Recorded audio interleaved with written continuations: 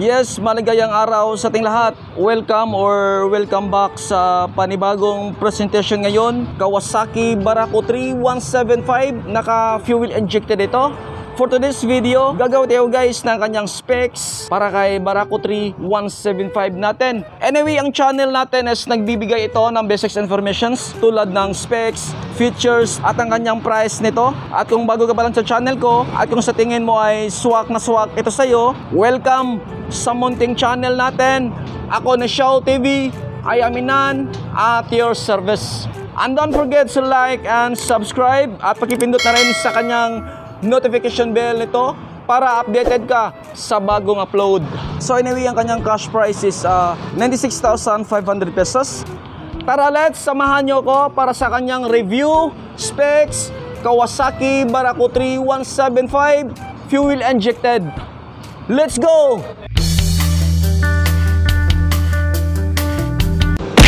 Yes, pagdating naman sa kanyang bandang harapan, no? Then you can see sa kanyang instrument panel.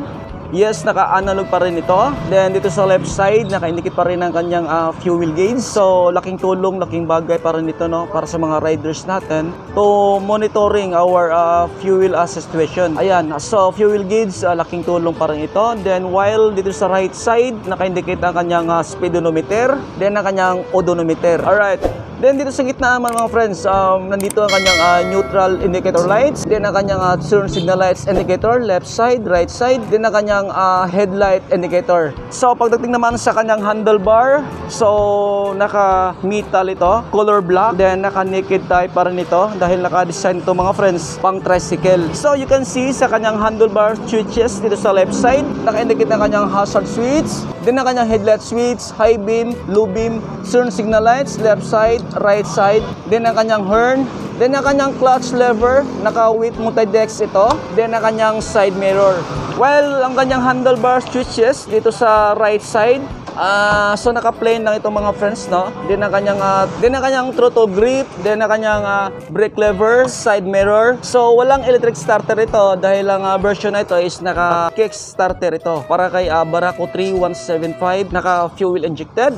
And lastly, ang kanyang ignition switch. Ignition switch sa 3 position, on position, off position. Then ang kanyang steering lock. Then to lock the steering lock, then twist counterclockwise.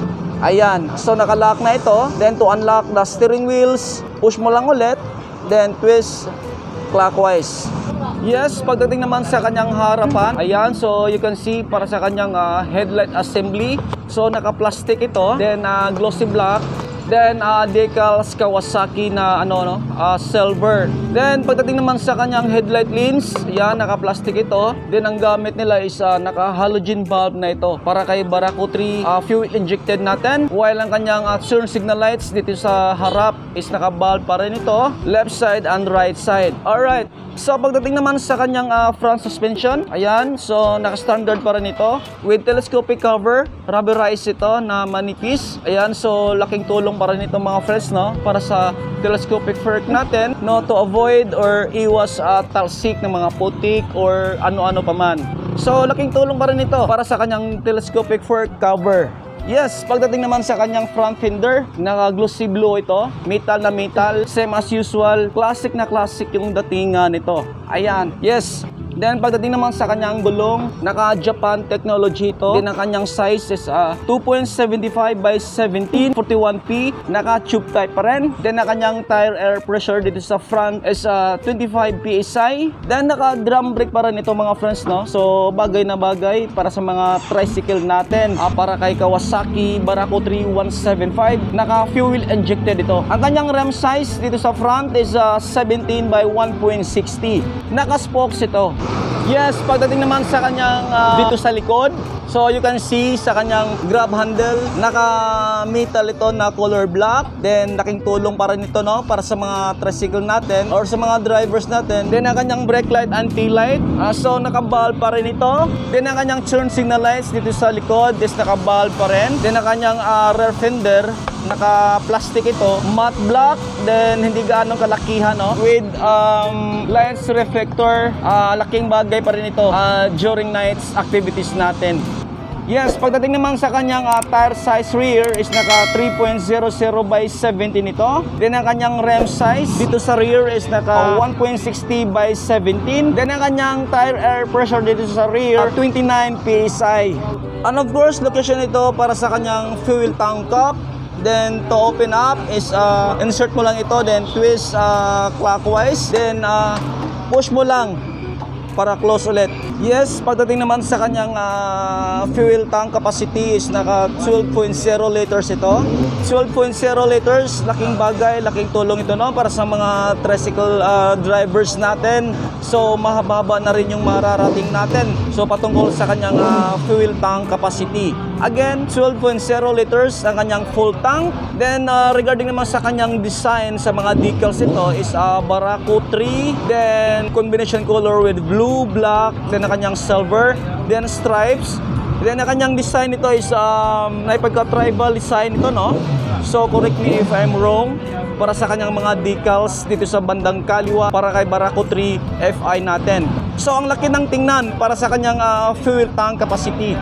Then pagdating naman sa kanyang driver seat, ayan, so you can see, no, so mahaba pa rin ito. Then bagay na bagay pa rin ito para sa mga tricycle drivers natin, para kay Barako 3175 fuel injected. So side view dito sa bandang kaliwa para kay Barako 3175 natin, fuel injected. So you can see para sa kanyang rear suspension, naka dual rear suspension na ito, to either side, left side and right side. Then laking tulong para nito, no, para sa mga tricycle natin or sa mga riders or sa mga drivers natin, naka dual suspension na ito, rear suspension. So laking tulong para nito. Then ang kanyang chin cover, naka semi type ito, not fully yung chin cover niya, pero laking tulong para nito, no, para sa mga moving parts natin. Ayan, so laking tulong ito para sa mga riders, even sa mga passengers natin.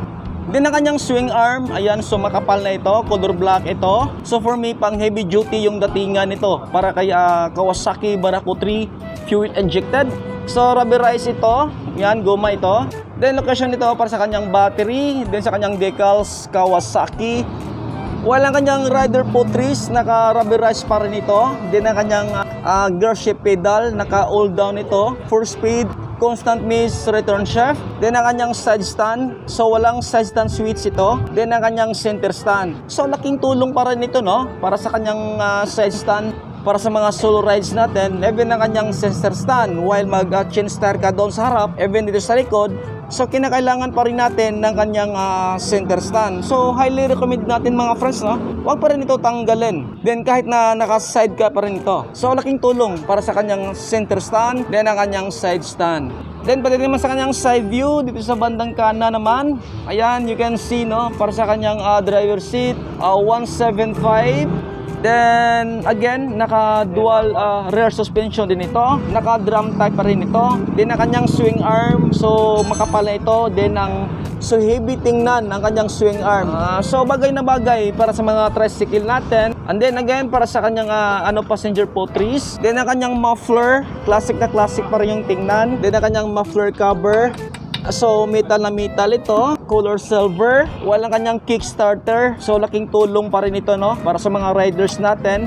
Just in case naman kung mag-malfunctions yung battery natin, as long as may kickstarter na reserve, bagay na bagay pa rin ito. Yes, para sa kanyang rider puttries, naka-rubberized pa rin ito. Then ang kanyang brake pedal, so naka-metal pa rin ito. So walang walang rubberized yung tapakan niya para sa kanyang brake pedal dito sa likod. Then ang kanyang oil filler cap, engine oil capacity is 1.3 liters. Then engine oil type API-SG, viscosity SEE 10W40 para sa kanyang engine oil. Then location dito para sa kanyang oil filter para kay Kawasaki Barako 3175 fuel injected.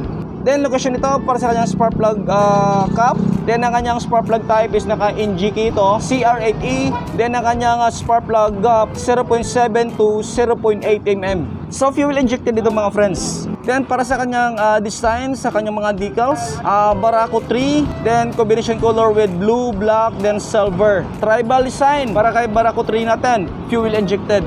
Barako 3175 fuel injected. Ang kanyang maximum horsepower 10.1 kilowatts, 14 PS, 8,000 RPM. Maximum torque 13.7 Newton meter, 1.4 kg force meters, 6,000 RPM. Then ang kanyang engine type nito is naka 4-stroke, single overhead cam, single cylinder, air-cooled. Displacement 177cc. Bore stroke 65.5 by 52.4 mm. Then starting system, naka kickstarter ito. Para kay Barako 3175 fuel injected.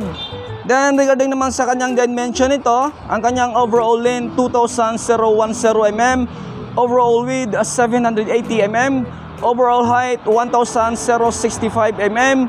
Wheelbase meaning between the distance from the center of the front wheels to the center of the rear wheels 1,240 mm, road clearance 145 mm, curb mass 130 kilograms para kay Barako 3175, naka-fuel injected ito. Again, ang kanyang cash price 96,500 pesos, down payment 7,990 pesos, monthly installment for 3 years 4,557 pesos, rebates 500. Kawasaki Barako 3 fuel injected, naka-kickstarter ito. At syempre, dito pa yan sa God Moto Trading Kawasaki Crib, SC Cortez Branch, Mandawi City, Cebu. Welcome sa Ako Na Show TV. I am Inan at your service. Matsalam.